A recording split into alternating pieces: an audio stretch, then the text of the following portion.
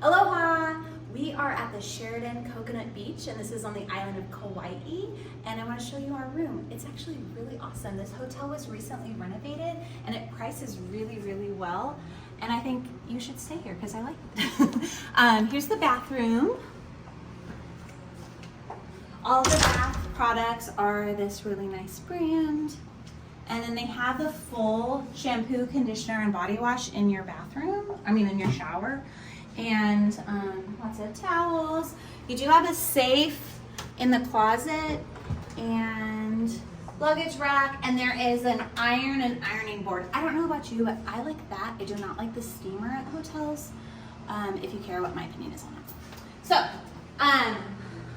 full-length mirror, and you have a mini fridge, and it is not stocked, so feel free to stop at ABC and get lots of stuff. Tonight we're going to listen to live music around the pool. The hot tubs are open. It's January, so the weather here is really moderate. This room category, it's the ocean view room, and it also comes in king, so keep that in mind.